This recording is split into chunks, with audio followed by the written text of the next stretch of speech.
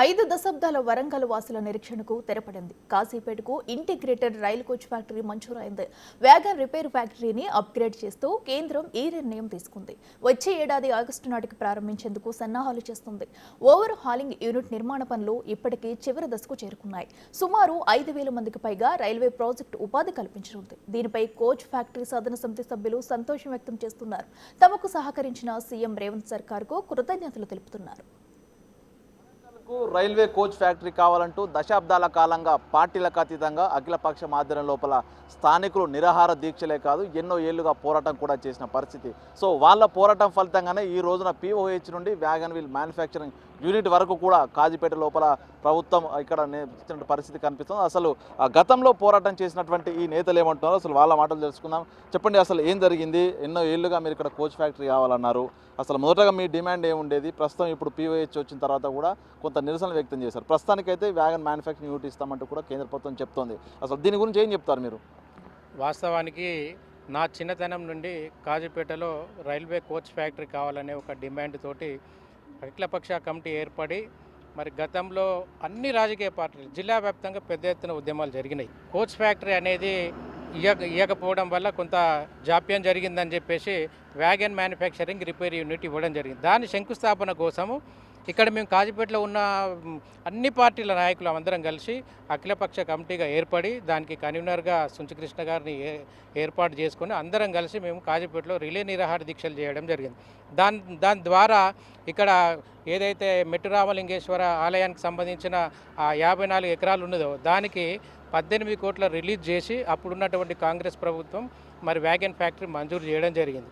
ఆ తర్వాత ఏమైందంటే తెలంగాణ రాష్ట్రం ఏర్పడ్డది. ఆ తర్వాత ప్రభుత్వం మారి దాన్ని జాప్యం చేయడం జరిగింది. పార్టీలను పక్కన పెట్టి కోచ్ ఫ్యాక్టరీ సాధించుకోవడం కోసం ఉద్యమాలు చేసిన సందర్భంగా ఇవాళ వందే భారత్ లాంటి మరి కోచ్లను కూడా ఇక్కడ మేము ప్రారంభిస్తాం, కోచ్ ఫ్యాక్టరీ కాజీపేటలో పెడతామని చెప్పేసి ఒక ప్రకటన కేంద్ర మంత్రులు చేయడం జరిగింది.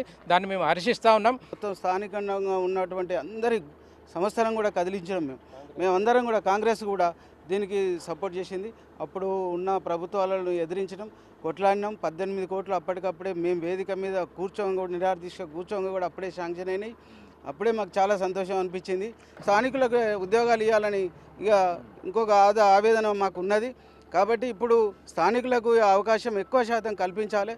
కోచ్ ఫ్యాక్టరీ విషయంలో మేము దీక్షలు చేస్తుంటే PHC వరకు మరి ప్రారంభిస్తాము, ఎంతో కొంత మనకు అభివృద్ధి జరుగుతుందని వాళ్ళు శాంక్షన్ చేసినందుకు మేము సంతోషించి హర్షించదగిన విషయం అని కూడా మేము భావిస్తున్నాం.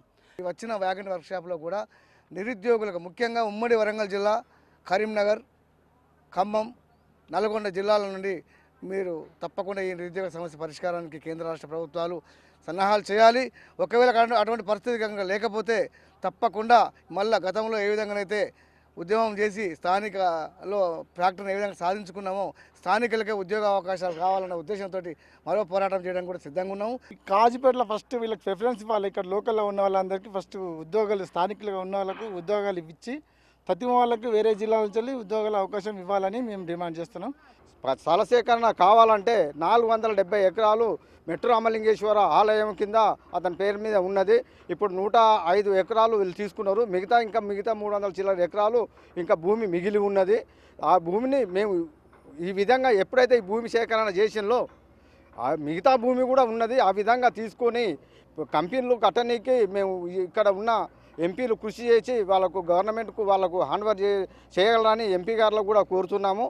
మేము కూడా ఇక్కడ ఉన్న వాళ్ళం కూడా ఈ స్థల విషీకరణ ఏమైనా ఇబ్బందులు జరిగితే మా అఖిలపక్షంగా కానీ మా చుట్టుపక్కల గ్రామ ప్రజలు కూడా మేము వాళ్ళకు సహకరించడానికి మా వంతు మేము కృషి చేస్తామని కూడా మేము ఒప్పుకుంటున్నాము. కాజీపేటకు అనుకూలంగా మన సికింద్రాబాద్ డివిజన్కు, కాజీపేట డివిజన్కు నిబంధనలకు కూడా విరుద్ధంగా లేకుండా అనుకూలంగా ఉన్నా కూడా ఇప్పటి వరకు కూడా రైల్వే నాయకులు ఎవరైతే రైల్వే నాయకులు ఎవరైతే ఉన్నారో వాళ్ళు వచ్చి ఒక్కసారి ఈ యొక్క డివిజన్ కోసం రాష్ట్రంలో చేయమనండి.